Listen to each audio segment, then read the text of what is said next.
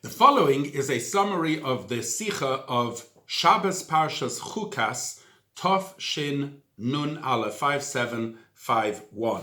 That year, Shabbos Chukas was Yud Tammuz, the 10th of Tammuz, and of course, in the days following, within 3 days, you had the festival of Yud Beis Tammuz.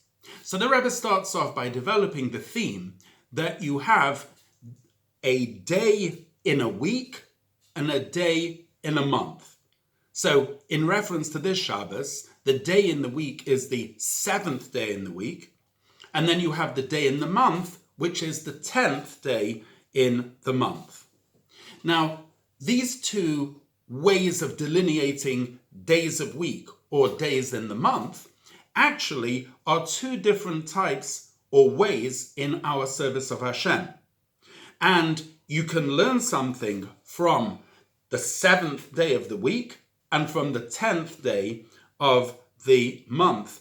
And then you can actually learn something how when the 10th day of the month coincides with the 7th day in the week, in other words, when Yud Tammuz falls on Shabbos, how it's connected to the Parsha of Chukas, how it's connected to the festival of Yud Beis Tammuz, and most importantly, how it's connected to the Geula of Mashiach's coming. This is where the Sicha is going to lead to. So the Rebbe starts off by explaining the following.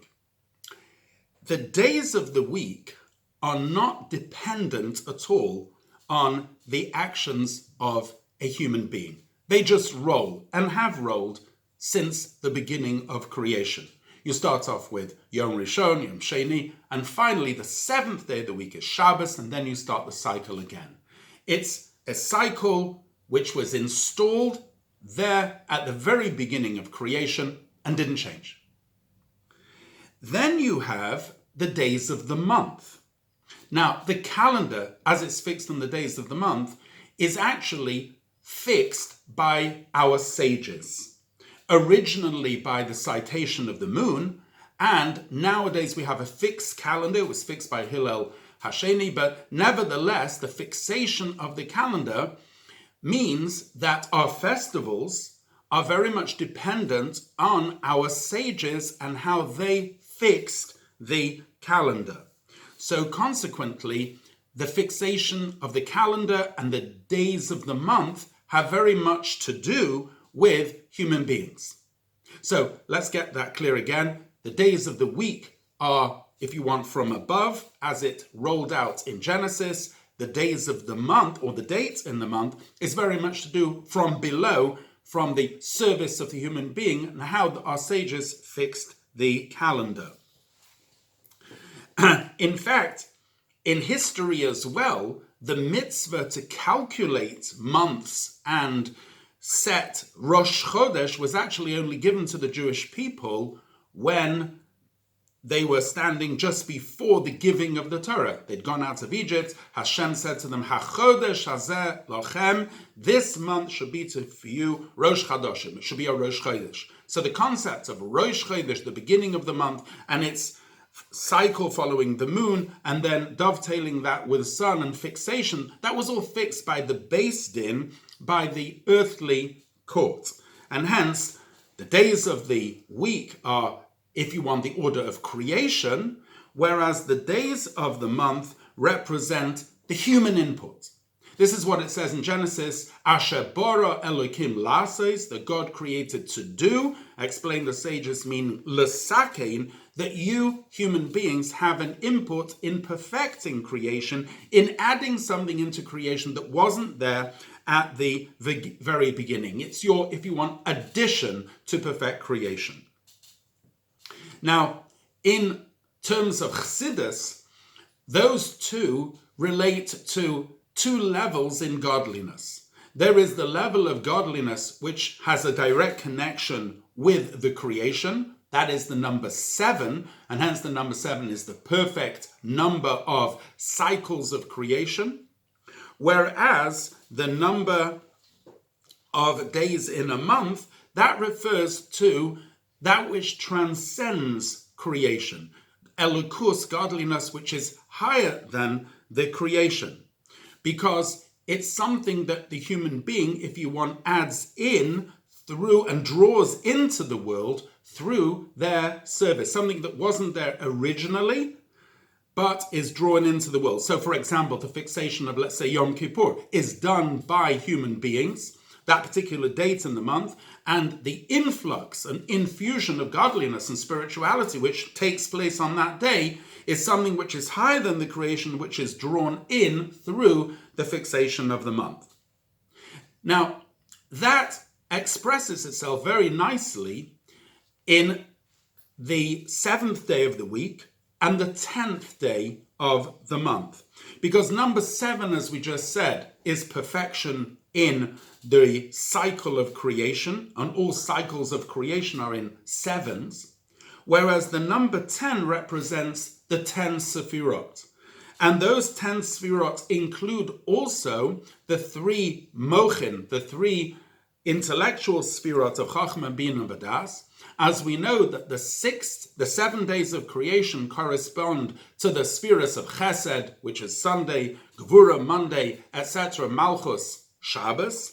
However, the 3 Sfiras of Chachma, Bina, and Das actually transcend creation. So when we talk of the number 10, we're looking at something which is above creation being infused within creation.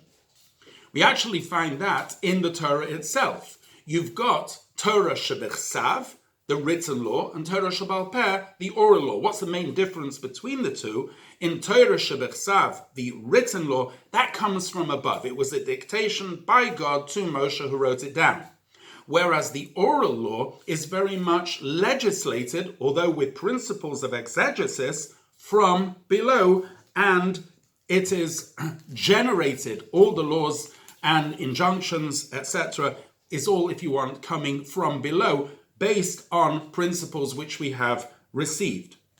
The truth is that there's an advantage in both the number 7 and the number 10. In the number 7, you've got the creation as it was created initially, a beautiful full creation.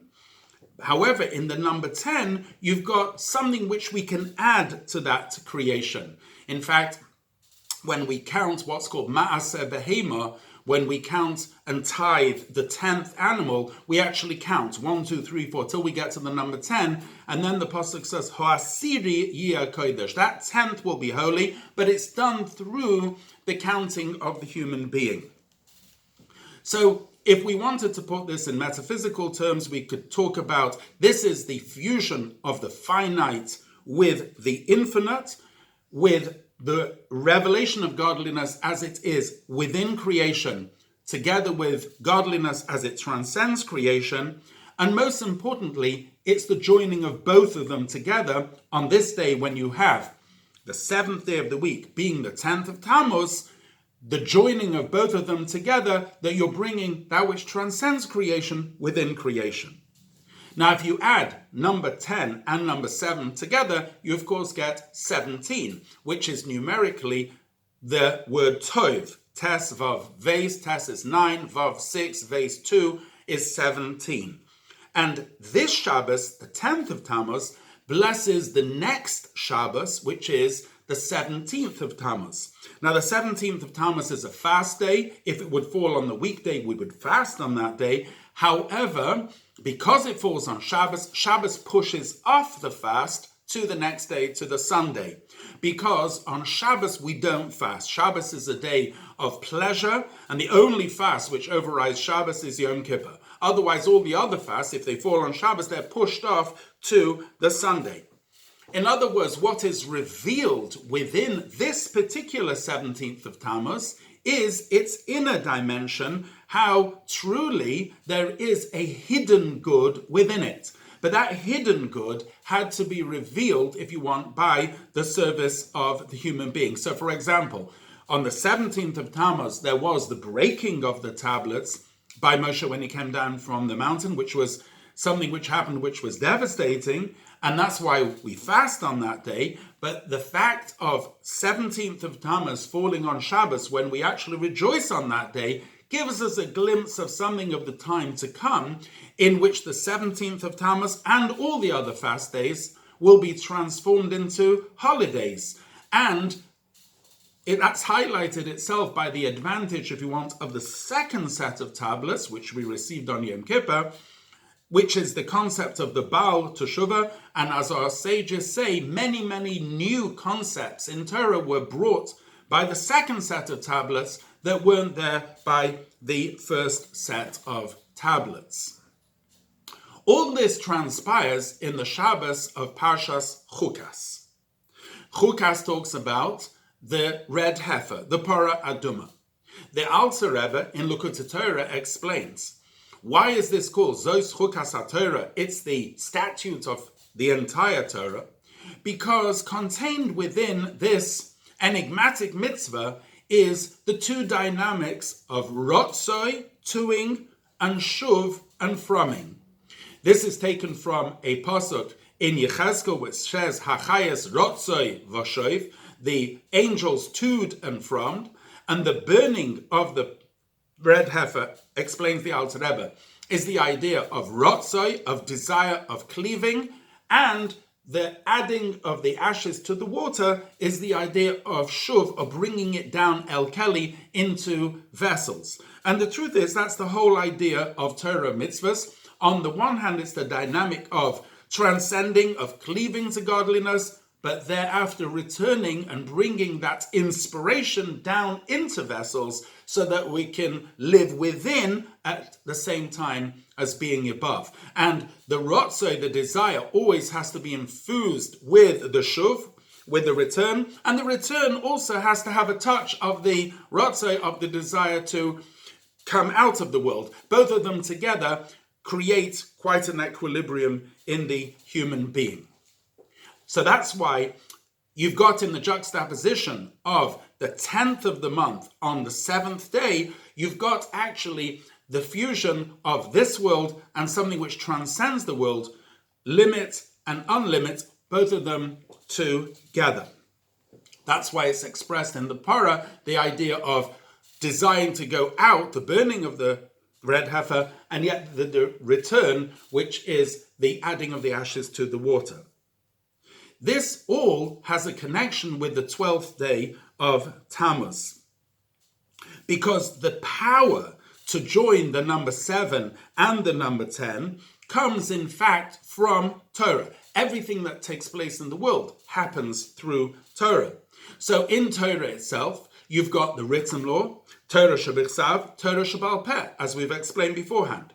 You've also got nigla, the revealed parts of the Torah, and nista, and the concealed parts of the Torah. And here we find a very fascinating thing. Just like in Torah sheba'al peh, the oral law, that was developed by people and through the centuries legislating using the principles of exegesis, similarly, the difference between nigla, the revealed part of the Torah, and nistar is that the secret parts of the Torah were revealed also in a process in history. Whereas after the exodus of Egypt, immediately there was the giving of the revealed Torah. It's actually taking this long galus, this long exile, in order to reveal the inner dimension of the Torah. Starting from the days of the Arizal, when he said it is a mitzvah to reveal this wisdom. Following on in the days of the Baal Shem Tov, when the Baal Shem Tov said the Mashiach will come, when this wisdom will be disseminated widely, and it's, if you want, a process which is coming to its fullest culmination. Now you might ask a question. The Talmud says that if the first generations were like angels, we are like men. And if the first generations are like men, we are, etc. So if that is the case, then how come specifically in latter generations there's a revelation of the greatest depths of Torah? And the answer is, as we said beforehand, because in fact the greatest revelations are revealed specifically through the avodah, the service of people down here. And that is really exemplified in the story and the episode of Yud Beis Tammuz, which we actually are celebrating. And Yud Beis Tammuz is the idea of how the previous Rebbe exited the Soviet Union and eventually led to his being brought to America. And there in America, in the lower hemisphere, there specifically, if you want, in the lowest of all places, it's there that the hugest amount of dissemination of the inner depths of the Torah has been achieved, particularly lately by the printing of so many books of Chassidus, and great is the portion and merit of those who do that. And so consequently, the blessing for Yud Beis Tammuz comes from this Shabbos, the 10th of Tammuz, which is the fusion of the number 10 and the number 7. What can we learn as a lesson from all the above? Well, first of all, every single day there needs to be a service of Hashem based on the days of the week and a service of Hashem based on the days of the month. In other words, there has to be the natural order and there has to be also the supernatural order. And that is right there at the very beginning when we say, Moida ani lefanecha shehachazarta bi, you've returned my soul to me. It was here yesterday and the day beforehand, and now I'm entertaining again another natural cycle of a day. But then we finish, Rabbi emunasecha, great is your faith, in the sense that we have a job in revealing a great deal more than is in the creation by itself, intrinsically, by revealing godliness within the creation. And that's how we say our morning blessings. We first thank God for the natural things of eyesight, of hearing, etc. And then we say the blessings over the Torah. And in general, we look at ourselves as a body and a soul. We have a look at, even in the soul itself, you've got things which are what called the inner parts of the soul and the external parts of the soul. Those are things that are really important to us and those things which are just external to us. You have the revealed part of the Torah, the concealed part of the Torah. You have mitzvahs and you have the intent of the mitzvahs. Both these two must be fused together perfectly in a harmony and an equilibrium so that we have both the natural order and the supernatural order all brought together, the 10th on the 7th. So, the lesson which we can take away from today's Sicha is that we should, all of us, take on an extra piece of Torah to learn, something which especially joins the revealed part of the Torah and the concealed part of the Torah, as expressed in many of the talks of our Rabbi. We should also add on into our kavanah, our intent when we do the mitzvahs, especially the mitzvah of tzedakah, giving more in quantity, but also in quality, with a smiling face, in speech, by helping people with a good piece of advice, and in thought, giving tzedakah in thought by thinking good of another person. We should also make very special preparations for Farbrengens on Yud Beis and Yud Gimel Tammuz, and in the days after that, in a way of Rambam, Revois Moisai Be'eretz Mitzrayim, of having many miracles and wonders and signs in the land of Egypt, meaning that as we stand in these last few minutes of Golus, we should infuse them with tremendous wonders and miracles, inspiring ourselves in the spirit of Yud Beis Tammuz, and we await those who repose in the dust shall arise and come with us with Mashiach to the Beis HaMikdash HaShlishi, the Mikdash which Hashem will build speedily in our days. Amen.